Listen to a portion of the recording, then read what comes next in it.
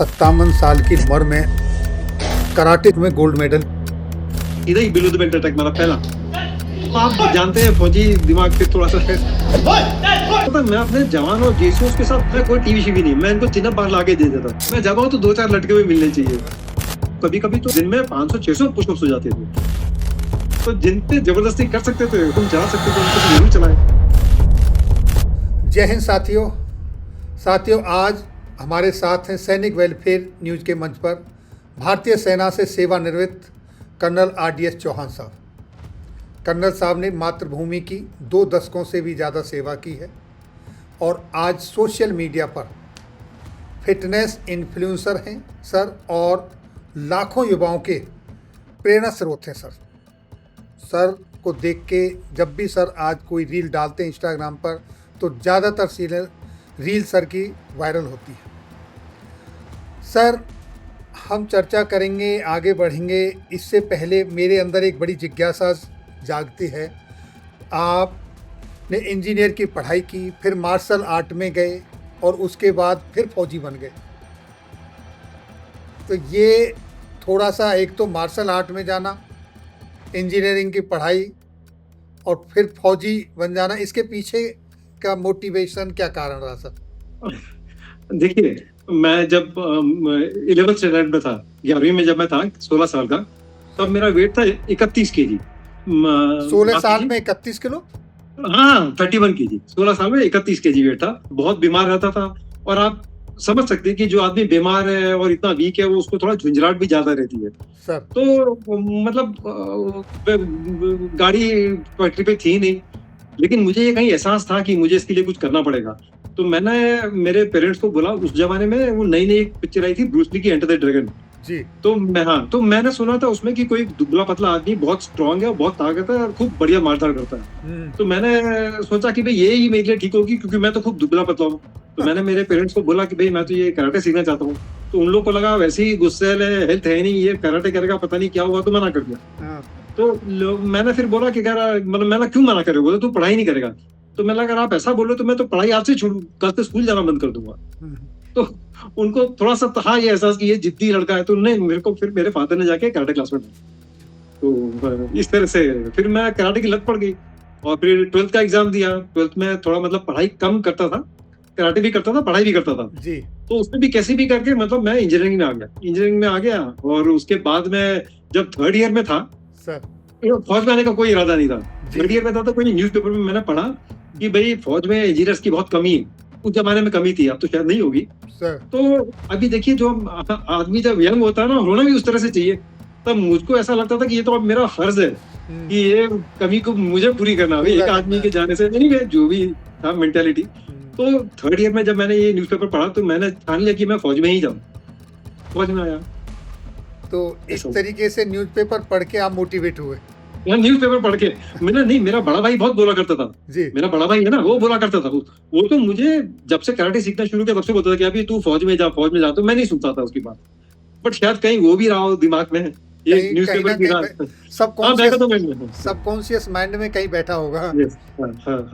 तो सर, आप फौजी थे और आपने 2 दशक से ज़्यादा सेवा दी और उसके बाद फिर आप रील बना रहे हैं, ये सब कैसे हुआ सर? देखिए, मेरी एज है 62 जी। और मेरी बेटी है अभी 16 इयर्स की, तो हम लोग में गैप है 45 इयर्स का सर। एंड देखिए, हर माँ बाप ये चाहता है कि भाई वो अपने बच्चों पे बोझ ना पड़े और अपने बच्चों के लास्ट तक मदद करता है सर। ठीक है। तो अगर आप अपने बच्चों की मदद करना चाहते हो तो आपको समाज में कोई आइडेंटिटी होनी है। आप अगर रिटायर्ड का तमला लेके चलोगे तो उससे आप अपने बच्चे की कोई मदद नहीं कर सकते। तो बेसिक कारण यही था कि एक आइडेंटिटी बनाना चाहता था, सो दैट मैं अपने बच्चे को मदद कर सकूं, कोई प्लेटफॉर्म दे सकूं, थोड़ा बहुत कमाई कर सकूं, ये इरादा था। अच्छा सर, आप 2022 में 57 साल की लगभग उम्र में आपने 38वें नेशनल कराटे चैंपियनशिप में गोल्ड मेडल भी जीता है। ये सर बहुत ही एक अमेजिंग है। ये सब कैसे हुआ सर? ये देखिए, इसके जो क्रेडिट जाती है सबसे पहले तो मेरी बेटी को, और दूसरा है यहाँ पे मेरे जो गुरु थे। देखिए, आप हर उम्र में सीखते हैं। और गुरु थे मेरे यहाँ पे थे सेहान संजय बारिया, 2 जनों का ये है उसमें था। एक्चुअली क्या हुआ था कि मेरी बेटी को मैं कराटे क्लास में छोड़ना चाहता था, तो उसने कहा कि जब तक आप नहीं जाओगे मैं नहीं जाऊंगा। तो मैं फिर मतलब लाचार होके गया कि चलो मैं चलता हूँ 2 दिन के लिए। तो मैंने ये संजय बारिया को, जब ये सिहान है संजय बारिया, तो उनके पास में गया, मैंने बोला भाई बेटी के चक्कर में आया हूँ, 2 दिन आऊंगा, उसके बाद मैं नहीं आऊंगा। तो वो भी थोड़ा सा मतलब कोई नहीं चाहता कि आपके क्लास में बुढ़ा आदमी आए जिसको चोट लग जाए, ठीक है ना। तो उनने भी बोला हाँ ठीक है सर, ऐसे करके। फिर जब उनने, वो एक्चुअली ट्रेंड है, तो उन्होंने मेरे थोड़े मूव्स देखे तो समझ गए कि मुझे आता है। तो मुझे बोल दिया कि आपकी बेटी आए ना, आपको आना जरूरी है। और फिर वो उसमें कंपटीशन में भी पार्ट ले दिया। तो मैं भी वही सोच रहा था, अगर नहीं लूंगा तो ये फिर उनको अच्छा नहीं लगेगा, ठीक है ना। तो मैं वो पार्ट में हाफ हार्टेड गया था। मैच पे जब खड़ा था कंपटीशन में तो बहुत शर्मिंदा था, सर नीचे झुकाए खड़ा था। बट वो सामने वाला बंदा ना, उसने फाउल किया, एक below the belt attack allowed नहीं होता, सीधा ही बिलो द बेल्ट अटैक मारा पहला। तो आप जानते हैं फौजी दिमाग फिर थोड़ा सा तो फिर मैं फाइट करता रहा, ठीक है, मिल गया, गोल्ड मेडल मिल गया। बट ये सिहान संजय बारिया की वो है जी। सर आपको सोशल मीडिया पर सेल्फ डिफेंस की बातें करते हुए बहुत सुना है। हाँ। तो क्या कभी रियल लाइफ में भी ये काम आई, कभी कहीं कोई मौका मिला? देखिए 62 साल की उम्र हो गई है जी सर। हर तरह के इंसिडेंट हुए हैं, लेकिन कुछ चीज इस सफेद बालों के साथ बोलते हुए ना थोड़ा सा शोभा नहीं देती है। मैं सिर्फ इतना ही बताऊंगा कि ये हर कदम पे काम आई है, ठीक है ना। अब आपको मैं एक छोटा सा एग्जांपल दूंगा। अभी से 15-20 दिन पहले मेरे घर के सामने ही ना 2 ग्रुप में लड़ाई होने लगी, जी, ठीक है ना। हाँ, और वो किस लिए, वो एक का कोई पालतू कुत्ता था, वो लेके वॉक कर रहा था, और एक है जो वो मतलब आजकल वो स्ट्रे डॉग्स को खिलाते रहते ना, वो थे। तो वो दोनों, उनने अपने घर वाले बुला लिए, इनने अपने घर वाले बुला लिए, भीड़ लग गई, लड़ने लगी। क्योंकि मुझ में कॉन्फिडेंस था कि ये लोग मेरे को कुछ नहीं कर पाएंगे, मैं जाके भीड़ में जाके दोनों को धक्का मार के हटा दिया, एग्रेसिवली हटा लिया, हटो अपने घर जाओ। अगर मुझे कराटे वाटे नहीं आते तो मैं नहीं करता, मतलब ये कॉन्फिडेंस नहीं आता, नहीं कॉन्फिडेंस नहीं आता, कॉन्फिडेंस नहीं आता। जी, ये तो सच बात है सर। हाँ। तो इसी तरीके से वैसे तो डे टू डे लाइफ में काम आता ही है सबसे। ये तो मैं आपको बता रहा ना, देखिए एक और कुछ नहीं तो सामने वालों को, अगर देखिए आप झगड़ा नहीं करना चाहते जी सर, हाँ, लेकिन कभी कभी ऐसा होता है कि आप पीछे हटने की गुंजाइश ही नहीं रही, तो आप कभी कभी तो काफी ऐसा होता है कि सिर्फ डरा के ही मैंने काम करा, मतलब काम हो जाता है कि आदमी को एक हिंट पड़ जाती है कि नहीं यार ये थोड़ा सा गड़बड़ मामला है, तो आपको हाथ पैर चलाने की नौबत वहां तक नहीं आती है। हाँ, और एक और बात है, और फिर आप भी समझने लगते हैं। जैसे अभी मैं समझता हूँ, अगर कोई सामने मेरे है तो मेरे को पता लग जाता है कि ये बंदा मेरे से स्ट्रांग है या नहीं है, उसका बड़ा फर्क पड़ता है। हाँ, ये भी बहुत बड़ी इंपॉर्टेंट चीज है। देखिए आप समझ रहे हैं मेरी बात। हाँ, ये भी आपको बहुत जरूरी चीज समझने वाली है कि भाई ये बंदा सामने किस लेवल का है, ठीक है ना। बिल्कुल सर। सर आपने भी सुना होगा, ज्यादातर लोग कहते हैं कि भाई हमारे पास टाइम नहीं है, समय की कमी है। तो फिर आज के युग में ये फिटनेस कैसे संभव है? अरे सर, मैं आपको, देखिए आपने बहुत अच्छा क्वेश्चन पूछा, मैं आपको एक बताता हूँ। देखिए फौज में भी आप बाहर लोगों को ऐसा लगता है कि फौज में बड़ा आराम मतलब कि ऐसी जिंदगी जिसमें आपके पास सिर्फ मतलब हथियार चला रहे हो, ये चला रहे हो। हमको बहुत पढ़ाई करनी पड़ती है फौजियों को, ठीक है। फौजियों को बहुत सारी जिम्मेवारी होती है, फौजियों को भी कभी कभी टाइम निकालना मुश्किल हो जाता है, ठीक है ना। तो मैं आपको मैंने जिस तरह से टाइम निकाला मैं आपको बताता हूँ। मैं आप कोरेट क्वार्टर तो जानती हैं, कोरेट क्वार्टर में मैं एज ए मेजर पोस्टेड था जी। तो कोई एक बहुत छोटी सी मतलब अपनी वो हस्ती थी। तो मैं क्या करता था, उस जमाने में काम बहुत मिल जाता था यही फाइलों का जी। तो मैं क्या हर आधे घंटे में ना 30 पुशअप अपने ऑफिस में ही कर लेता था। आप समझ रहे हैं? तो अपना वो 30 पुशअप करने में कितना टाइम लगता है सर? एक कुर्सी हटाई, फटाफट 30 पुशअप मार लिए।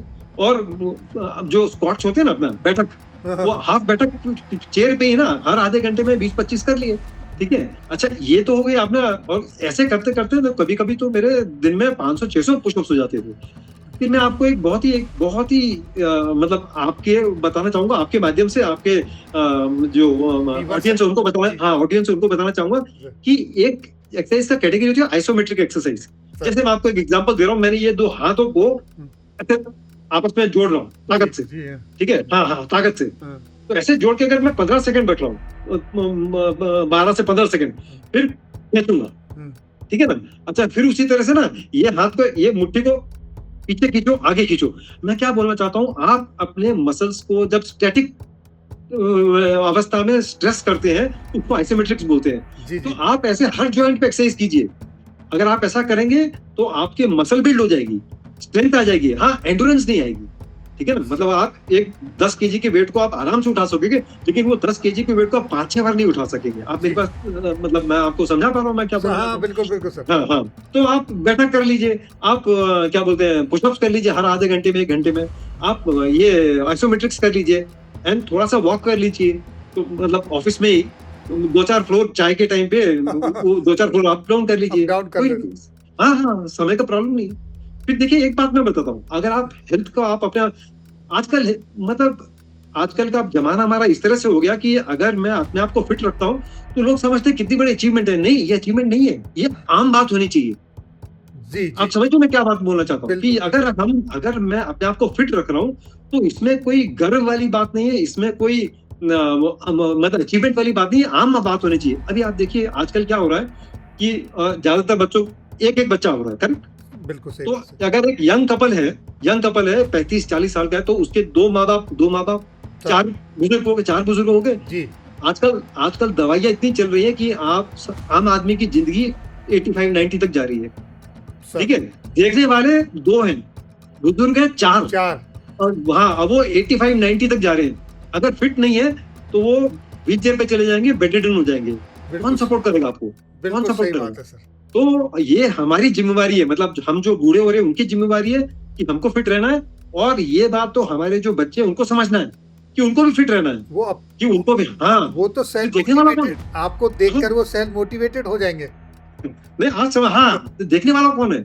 अगर आप फिट नहीं है, दवा खा के हम जिंदगी तो खींच रहे हैं, सर ठीक है ना। वो जिंदगी हमारी लंबी हो रही है, लेकिन फिट जिंदगी लंबी नहीं हो रही है।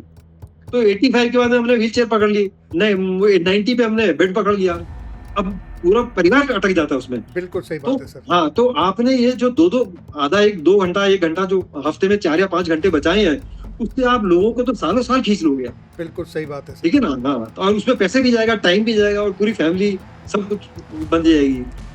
तो सर जब आप ऑफिस में पुशअप सेटअप वगैरह करते थे, कभी कोई रनर आया, कोई फाइल लेकर आया, कोई स्टाफ आया तो वो अरे आपने बहुत अच्छा क्वेश्चन पूछा।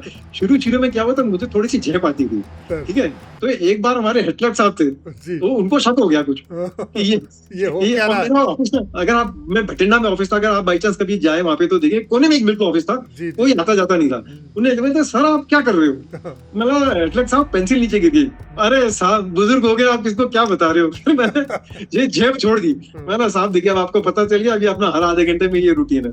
तो कोई कुछ नहीं, वो मेरे मतलब जो बॉस थे उन लोग को भी पता था, तो मतलब कुछ फिर तो ये लोग मतलब ये एक एग्जांपल देने लगे, भाई वो करता है तुम क्यों नहीं करते हो? तो क्या कुछ लोगों ने शुरू किया इस तरीके से? ना मतलब देखिए मैं लेफ्टिनेंट जनरल की रैंक पे रिटायर हुआ, करेक्ट। जी सर। मेरे को उसके ऊपर प्रमोशन मिली नहीं, सर तो मेरा कांटेक्ट तो जवानों के साथ ही रहा, ठीक है ना। मैंने ऑफिसर्स तो कमांड नहीं किए। जी जी तो मैं एक चीज करता था, मैं अपने जवानों जेसीओ के साथ खूब एक्सरसाइज करता था, जी जी और हाँ, और खूब एक्सरसाइज करता था। और मैं क्या करता था, इनको ना बोलते टीवी लाना, ये लाना, मैं कोई टीवी शीवी नहीं, मैं इनको चिन्ह बार ला के दे देता था कि तुम्हारे लाइंस के सामने ही चिन्ह बार लगा दूंगा मैं, कि जिसको जब मैं जब आऊँ तो 2-4 लटके हुए मिलने चाहिए। तो जिन पे जबरदस्ती कर सकते थे, हुकूमत कर सकते, मतलब हुक्म चला सकते थे, उन पे तो जरूर चलाए, लेकिन हमसे सीनियर को थोड़ी कुछ बोल सकते हैं। वो भी उनके फायदे का ही था। अरे वो देखिए वो खुश होते थे, वो खुश हो जाते थे, वो खूब खुश हो जाते थे। जी जी जी। अरे फिर मुझे चैलेंज करते थे, हमारे जितने करके दिखाओ। सर आजकल जिम में बॉडी बनाने के लिए आपने देखा होगा, पता नहीं युवा क्या क्या खाते हैं, हाँ, कुछ हाँ, प्रोटीन के नाम पर क्या, कुछ हाँ। स्टेरॉइड, भगवान जाने। हाँ। एक्चुअली में क्या डाइट होनी चाहिए, किस तरीके से आप क्या सजेस्ट करेंगे सर? अरे सर आपने बहुत बढ़िया क्वेश्चन पूछा। देखिए मैं आपको एक बात बताता हूँ, ये जो युवा जो जिम में जाते हैं, तो जिम में जाते हैं तो उनको जो जिम में अगर वो गए तो उनके कुछ वो मेजरमेंट्स ले लेंगे कि भाई चेस्ट इतनी है, बाइसेप इतनी है, और आपके चेस्ट और बाइसेप 1 महीने के बाद हम आपको इतनी बढ़ोतरी दिखाएंगे, ठीक है। तो वो आपको उस बढ़ोतरी करने के लिए ना कुछ स्टेरॉइड, वो बोलेंगे हमारा ये पाउडर खाओ, वो आपको बताएंगे नहीं वो स्टेरॉइड्स है, उसके अंदर है क्या, वो है नहीं क्या ये नहीं बताएंगे। जी। हाँ, तो वो अगर आप जिम में जा रहे हैं और जिम वाला कोई आपको दे रहा है, तो वो नहीं, मैं तो सजेस्ट करूंगा बिल्कुल ही नहीं लेना। आप रिकमेंड नहीं करेंगे? बिल्कुल ही नहीं, नहीं जी। नहीं नहीं, करेक्ट, नंबर 1। नंबर 2, आपका हमारा जो अपना जो इंडियन डाइट है सर। उसमें प्रोटीन की कमी है। सर। तो आपको जैसे मैं प्रोटीन पाउडर लेता हूँ, मैं प्रोटीन पाउडर 2 तरह के आपको मिलेंगे। एक तो मिलेगा आपको जो वो वे प्रोटीन होता है, दूध का बना हुआ होता जी, है, जी, जी। ठीक है। एक है प्रोटीन प्लांट्स का बना हुआ होता है। तो मेरे को दूध से कभी कभी एलर्जी होती है, तो मैं प्लांट का लेता हूँ। प्लांट का भी प्रोटीन जब मैं लेता हूँ तो मैं ब्रांडेड अच्छा ब्रांड का लेता हूँ, करेक्ट। सर। उसका ब्रांड के मैं सारे वो देखता हूँ, उसके अंदर कंस्टिट्यूएंट्स क्या क्या है, उसके देखिए, इंग्रेडिएंट्स क्या क्या है, वो सारा चेक इंग्रेडिएंट्स क्या क्या है। हाँ, जी। इंग्रेडिएंट्स में क्या नहीं होना चाहिए। सर। आपके इंग्रेडिएंट्स में आर्टिफिशियल स्वीटनर नहीं होना चाहिए। सर। चीनी तो होनी नहीं चाहिए, आर्टिफिशियल स्वीटनर भी नहीं होना चाहिए। जी। जितना हो सके कोई आर्टिफिशियल फ्लेवर नहीं होना चाहिए, कोई कलर नहीं होना चाहिए, सर। कोई प्रिजर्वेटिव नहीं होना चाहिए, जी। ठीक है ना। प्योर प्रोटीन होना चाहिए, ठीक है ना। उसमें किस तरह से बना आपको पता होना चाहिए। और ये जो प्रोटीन जो आप लेंगे ना, अगर आप किसी दुकान से ले लिए तो हो सकता है वो आपको कुछ गड़बड़ सा दे दे। सर। बट आप जैसे स्टैंडर्ड जगह से लेंगे तो आपको प्रोटीन सही तरह से पैक्ड मिलेगा, होलोग्राम के साथ पैक्ड मिलेगा, जी। ठीक है ना। तो वो लेना है नंबर 1। नंबर 2, क्रिएटिन का पाउडर लेना पड़ेगा, सर। ठीक है ना। क्रिएटिन पाउडर लेना पड़ेगा, सेम जैसे मैंने बताया, इसी स्टैंडर्ड लेना है, क्या है पता लेना। स्टेरॉइड्स किसी भी कीमत पे नहीं लेना, ओके। ठीक है। स्टेरॉइड्स किसी भी कीमत पे नहीं लेना। एंड जो मेरे लिए वर्क करता है, देखिए, आपको डाइट में चाहिए फैट चाहिए, प्रोटीन चाहिए, कार्बोहाइड्रेट चाहिए। फैट चाहिए, हमको लोगों ने ना ये सब गलत बता दिया कि फैट नहीं, फैट चाहिए जी। वो, प्रोटीन चाहिए, कार्बोहाइड्रेट चाहिए। कार्बोहाइड्रेट हमको करेक्ट सोर्स से चाहिए, शुगर उगर से नहीं चाहिए, सर। ठीक है ना। आलू से मिले या चावल से मिले, ठीक है ना। तो इस अच्छे वाले सोर्स से मिलना चाहिए, शकरकंदी से मिले, ये मिलना चाहिए। तो ये 3 हो गए, करेक्ट सोर्स से मिलना चाहिए। उसके बाद में जैसे हमको विटामिन है, सारे विटामिन चाहिए। तो देखिए, मैं आपको जैसे जो विटामिन मैं लेता हूँ, तो मेरे को विटामिन डी की मैं एक टैबलेट लेता हूँ, ठीक है ना, विटामिन डी की। एंड अंडा लेता हूँ मैं, 6 अंडे दिन में खाता हूँ। तो अंडे में सारे विटामिन होते हैं, including vitamin D. Vitamin C नहीं होता है, तो विटामिन सी के लिए मैं नींबू लेता हूँ, नींबू या संतरा लेता हूँ, करेक्ट। जो हमको फिर बॉडी में मिनरल्स चाहिए, मैग्नीशियम चाहिए, जिंक चाहिए, कॉपर चाहिए। तो उसके लिए ये सारे मिनरल्स आपको अंडे में मिलेंगे। एंड मैं मैग्नीशियम एंड जिंक की अलग से टैबलेट लेता हूँ, ठीक है ना जी। एंड जो एक तो मैंने ये सब बताया, और एक जो चीज मैं स्पेशल जो चीज करता हूँ, जो मैं आपके ऑडियंस को भी बोलना चाहूंगा कि वो भी करे, आटा जितना हो सके उतना कम लेना। आटे की तो मैं रोटी दिन में आधी भी नहीं, मैं दिन में एक ही रोटी खाता हूँ। उसमें भी आटा आप ये समझो कि 1/4 होता है। मतलब मैं जब मेरी बिलती है जी, तो वो फट जाती है।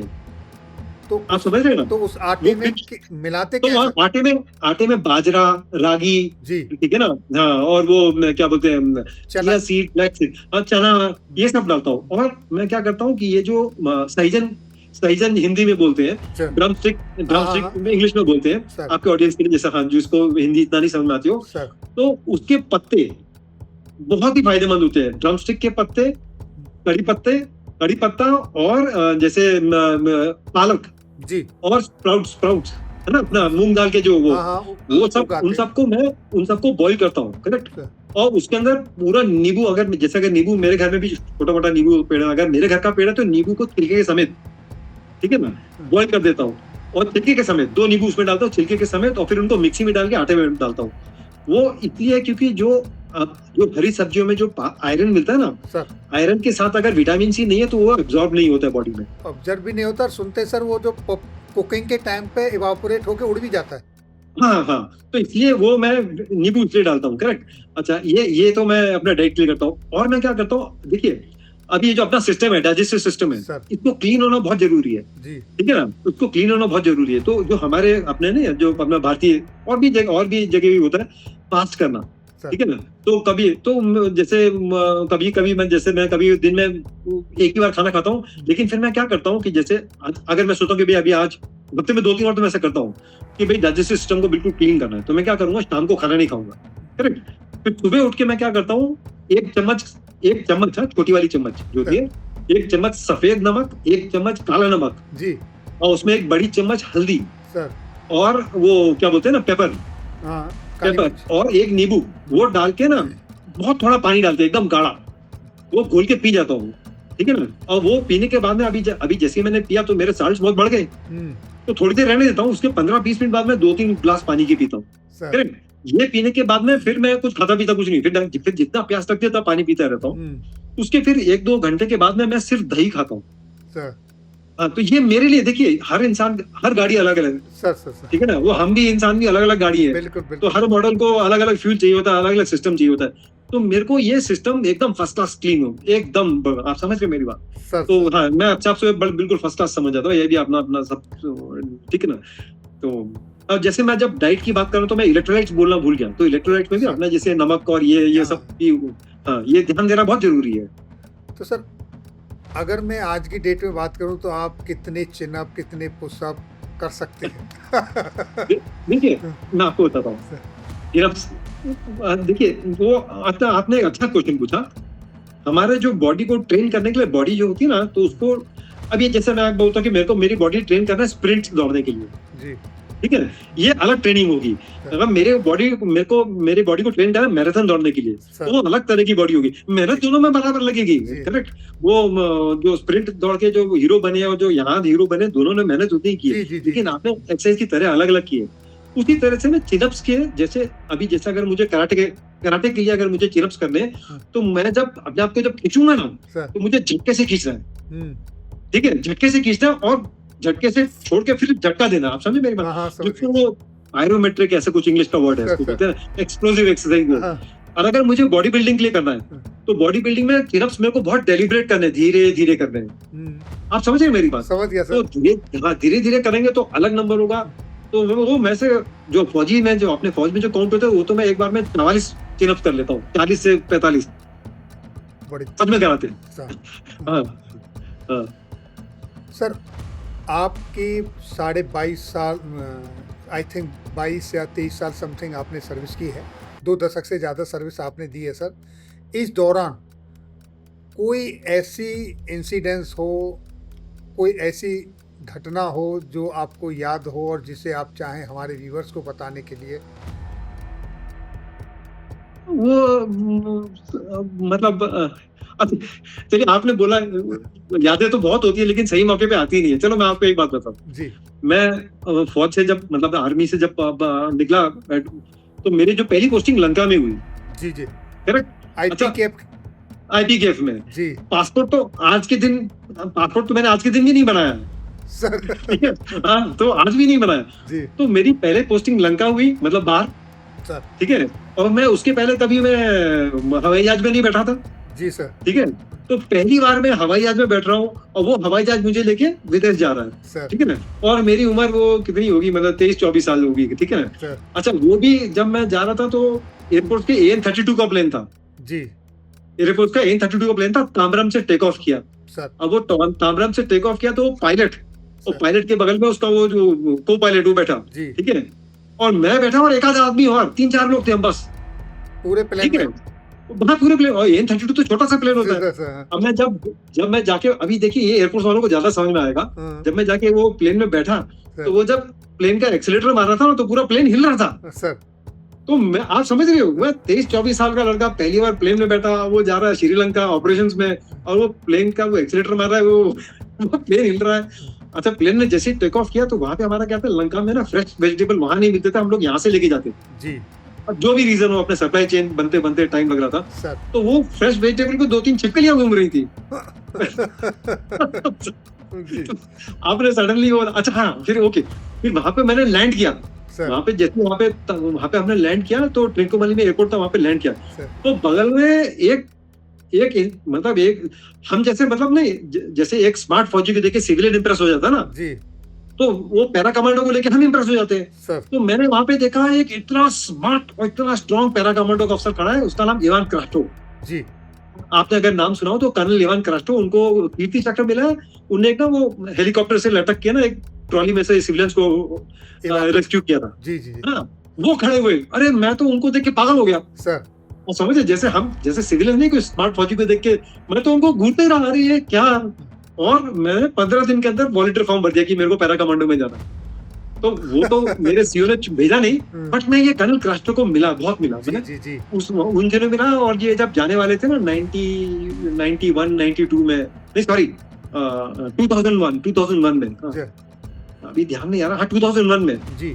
तो वो उनको मिला, बहुत अच्छा लगा, मतलब उनको बाद में मैं मिला उनसे, जान पे बात, तो खैर चले गए, ऑस्ट्रेलिया चले गए जी जी जी। तो वो उनको देखने के बाद आपके मोटिवेट हुए? हाँ, मैं बता रहा ना कि टेक ऑफ करते समय यहाँ वहां पे देखा, उधर एक एक्सपीरियंस। तो साथियों, अभी आपने सुना अपने कर्नल RDS चौहान साहब को। उन्होंने अपनी फौज में आने से पहले किस तरीके से एक 16 साल की उम्र, 31 किलो वजन और किस तरीके से मार्शल आर्ट की जिद पकड़ी और फिर मार्शल आर्ट में गए, और उसके बाद एक अखबार पढ़ा तो मोटिवेटेड हुए और फिर फौज में आ गए, और आज किस तरीके से सोशल मीडिया पर फिटनेस को लेकर लोगों को जागरूक कर रहे हैं। सर के बारे में और मैं क्या कहूँ, आज मेरे ही नहीं लाखों लोगों के लिए मोटिवेशन है ये, कि अगर पहले से हमारे पूर्वज भी कहते आए, आपने भी सुना होगा, स्वास्थ्य, हेल्थ इज वेल्थ, स्वास्थ्य सबसे बड़ा धन है, और वही काम सर आज आप कर रहे हैं। आपने अपना बहुमूल्य समय दिया, हमारे दर्शकों के लिए इतनी अच्छी जानकारी शेयर की, उसके लिए बहुत बहुत धन्यवाद sir. Thank you sir, thank you sir, thank you sir. जय हिंद, जय हिंद सर। जय हिंद, जय भारत।